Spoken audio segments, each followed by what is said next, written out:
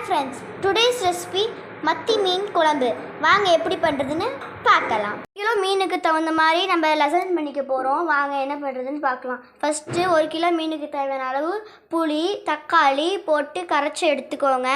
கூட மஞ்சத்தூள் மல்லித்தூள் கூடவே வரமிளகாத்தூளையும் போட்டு மிக்ஸ் பண்ணி எடுத்துக்கோங்க. கருவேப்பிலையும் போட்டு பச்சை மிளகாவையும் தேவையான அளவு போட்டுக்கோங்க.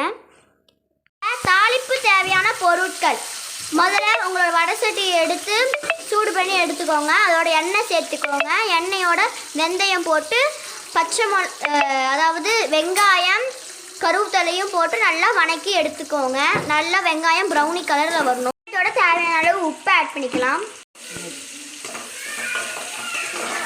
கரைச்சி வச்சுருந்த புளியை எடுத்து இதில் ஊற்றிட்டா அவ்வளோதான், நம்மளுக்கு இது ரெடி ஆகிடுச்சு. இன்னும் கொஞ்சம் திங்ஸ் ஆட் பண்ண வேண்டியது இருக்குது. இதை 20 நிமிஷத்துக்கு நல்லா கொதிக்க விட்டுக்கலாம். அதை நல்லா சுத்தமாக கழுவி எடுத்துக்கோங்க. இந்த மாதிரி சாப் பண்ணி எடுத்துக்கோங்க. தேங்காய் சாப் பண்ணி வச்சுருந்த தேங்காவை மிக்ஸி ஜாருக்கு மாற்றிட்டு 3/4 ஸ்பூன் ஜீரகம் போட்டுக்கோங்க. 3/4 ஸ்பூன் சோம்பு 3/4 ஸ்பூன் சோம்பும் போட்டுக்கோங்க. பச்சை வெங்காயம் 5-6 போட்டுக்கோங்க. தோலை நீக்கிட்டு போடணும். கருவேப்பிலையை எடுத்து அதுலேயே ஆட் பண்ணிக்கலாம்.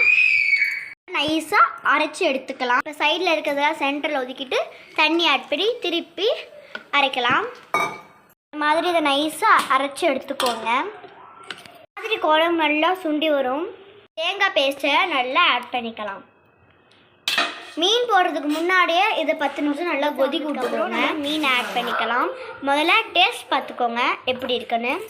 கரண்டியில் ஒட்டுற அளவுக்கு நல்லா சுண்டி இருக்கணும். இப்போ நம்ம மீனை ஒவ்வொன்றா எடுத்து அதில் போட்டுக்கோங்க. 8 மினிட்ஸ் இது நல்லா பாயில் ஆகணும். சுவையான மீன் குழம்பு ரெடிங்க. கண்டிப்பாக வீட்டில் ட்ரை பண்ணி பாருங்கள். அதுக்கு முன்னாடி நம்ம சேனலை லைக் பண்ணுங்கள், கமெண்ட் பண்ணுங்கள், ஷேர் பண்ணுங்கள். அதுக்கு முன்னாடி பெல் ஐக்கானை கிளிக் பண்ணுங்கள்.